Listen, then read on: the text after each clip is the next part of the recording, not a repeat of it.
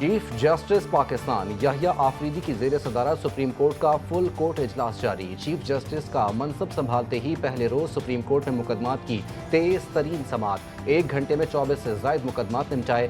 Chief justice نے supreme judicial council کا اجلاس 8 نومبر کو طلب کر رکھا ہے۔ مجوزہ 27ویں ترمیم کی تیاری، حکومت کا خصوصی پارلیمانی کمیٹی برقرار رکھنے کا فیصلہ، نئی آئینی ترمیم کے حوالے سے حتمی اعلان کرے گی۔ ترمیم کا مسودہ لانے کے لیے مسلم لیگ نون اور پیپلز پارٹی کے درمیان مشاورت آج ہوگی۔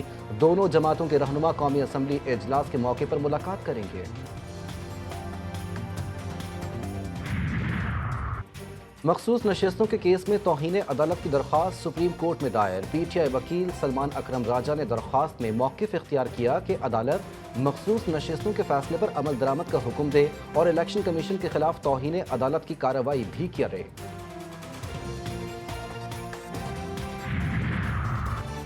وزیر اعلیٰ پنجاب نے کسان کارڈ کا اجرا کر دیا۔ مریم نواز کہتی ہیں کسان کی زندگی بہتر کرنے کے لیے دن رات کوشش کر رہے ہیں۔ زرعی شعبے کے پروگرامز کی تکمیل میری ترجیح، گندم نہ خریدنے پر اپنوں اور غیروں نے بلا تفریق تنقید کی۔ کسان کارڈ کے ذریعے کسانوں کو آڑتی سے جان چھوٹ جائے گی۔ پاکستان کرکٹ بورڈ میں ہلچل، قومی وائٹ بال ہیڈ کوچ گیری کرسٹن عہدے سے مستعفی، ٹیم سلیکشن اور سپورٹ اسٹاف کے معاملے پر تحفظات، اختیارات محدود کرنے پر بھی ناخوش تھے۔ رضوان کی بطور کپتان تقرری نے اختلافات کو پوائنٹ آف نو ریٹرن پر پہنچا دیا۔ گیری کرسٹن من پسند افراد کی تقرری چاہتے تھے۔ ذرائع کے مطابق پی سی بی کا سخت موقف تھا کہ کسی کو منمانیاں نہیں کرنے دیں گے۔ گیری کرسٹن کا استعفیٰ منظور، دورہ آسٹریلیا کے لیے Jason Gillespie white ball cricket team کے عبوری کوچ مقرر۔ آسٹریلیا کے خلاف ون ڈے اور T20 میچز کی اضافی ذمہ داری بھی سونپی جا سکتی ہے۔ پی سی بی کا 7 سے 8 لوکل کوچز سے رابطہ، عاقب جاوید کو زمبابوے کے لیے ہیڈ کوچ کی ذمہ داریاں دیے جانے کا امکان۔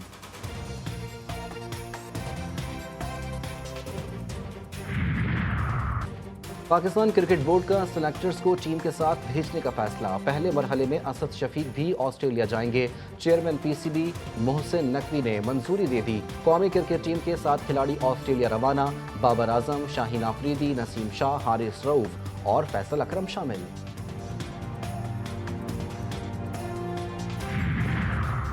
نیب قانون میں صدارتی آرڈیننس کے ذریعے ترمیم، لاہور ہائی کورٹ کا جواب، جمع کروانے کے لیے آخری موقع، آپ کے لیے الگ قانون تو نہیں بن سکتا، عدالت کا ڈیپٹی اٹارنی جنرل کو جواب۔ وکیل درخواست گزار کا کہنا تھا کہ نیب ترمیم کا اختیار صرف پارلیمنٹ کو ہے، صدر صرف ایمرجنسی میں آرڈیننس جاری کر سکتا ہے۔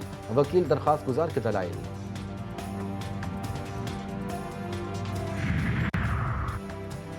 پی ٹی آئی رہنما عمر ایوب کہتے ہیں الیکشن کا مطالبہ بالکل ٹھیک اور جائز ہے۔ چیف جسٹس یحییٰ آفریدی اچھی شخصیت کے مالک، وہ فرائض اچھے انداز میں ادا کریں۔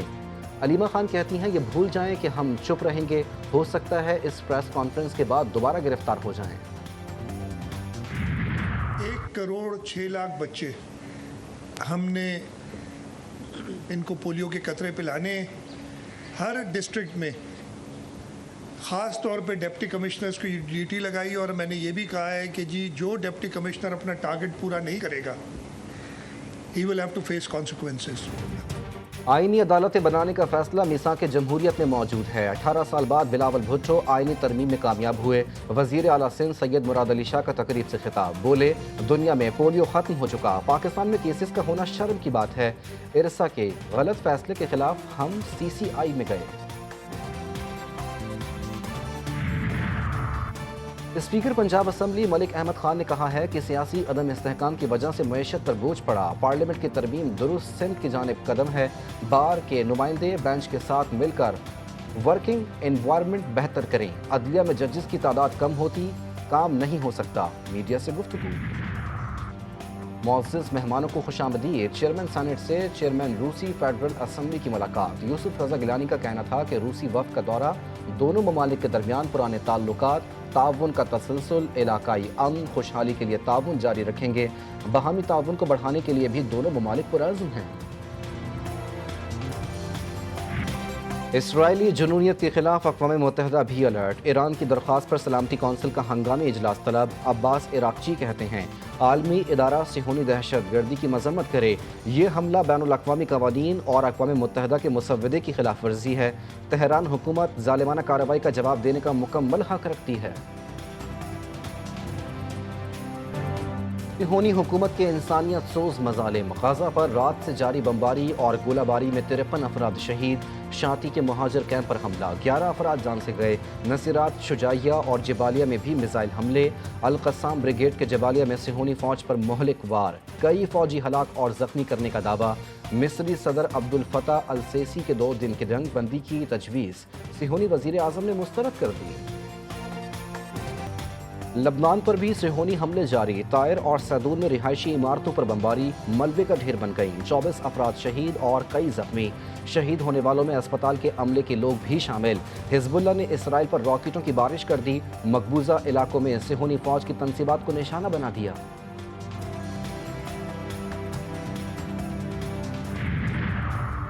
غزہ اور لبنان کے لیے پاکستان کی امداد کا سلسلہ جاری، اسلام آباد انٹرنیشنل ایئرپورٹ سے امدادی سامان کی 13ویں کھیپ روانہ، سردیوں کے لیے ٹینٹ اور گرم کمبلوں پر مشتمل، وزیر اعظم کی ہدایت پر NDMA مجموعی طور پر 1381 ٹن کی امداد غزہ اور لبنان بھیج چکا ہے۔ فلسطینی سفیر نے پاکستانی عوام اور حکومت کا شکریہ ادا کیا۔ بچوں کی صحت ضروری، ملک بھر میں انسداد پولیو مہم شروع، 4 کروڑ 50 لاکھ سے زائد بچوں کو قطرے پلائے جا رہے ہیں۔ سندھ میں وزیر اعلیٰ مراد علی شاہ نے مہم کا افتتاح کیا، کوئٹہ میں بھی بچوں کو قطرے پلانے کی مہم کا آغاز، رواں برس ملک بھر میں 41 کیسز رپورٹ ہوئے۔ انتظامیہ نرم، مافیا سرگرم، غریب مریضوں کے لیے بری خبر، 2 یا 4 روپے نہیں، ادویات کی قیمتوں میں 400 روپے سے زائد تک کا اضافہ، شوگر، بخار، آئرن کی کمی اور اینٹی بایوٹک دوائیں مہنگی، بخار کا انجیکشن 300 روپے مہنگا، انسولین 400 روپے، پیناڈول کا فی پتہ 35 روپے کر دیا گیا۔ سرد موسم سے قبل LPG نایاب، بلیک میں بھی دستیاب نہیں، منہ مانگے دام وصول، لاہور میں LPG 280 سے 300 روپے فی کلو تک فروخت، اوگرا فی کلو قیمت 251 روپے 30 پیسے مقرر کر رکھی ہے، شہری اور چھوٹے دکاندار شدید پریشانی کا شکار۔ راولپنڈی میں چوری کی انوکھی واردات، تھانہ چکری کے علاقے چور ٹرانسفر اتار کر تیل اور دیگر قیمتی سامان لے اڑے، علاقے میں رات اچانک بجلی جانے پر لوگوں کو لوڈ شیڈنگ کا گمان، صبح اٹھ کر دیکھا تو ٹرانسفارمر زمین پر گرا ہوا تھا اور اس میں پرزے غائب تھے۔ سپریم کورٹ بار کے سالانہ انتخابات کی گہما گہمی عروج پر، انتخابی دنگل کل سجے گا، سپریم کورٹ بار کے انتخابات کے لیے 5 نشستوں پر 10 امیدوار آمنے سامنے، صدارتی نشست پر میاں محمد رؤوف عطا اور منیر احمد خان کاکڑ کے درمیان کانٹے کا مقابلہ متوقع، 4021 ووٹرز اپنا حق رائے دہی استعمال کریں گے۔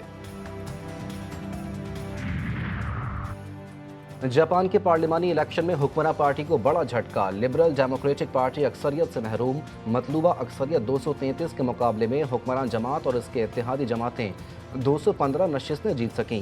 نومنتخب وزیر اعظم شیکرو اشیبا پہلے ہی امتحان میں ناکام، ان کے سیاسی مستقبل پر سوالیہ نشان لگ گیا۔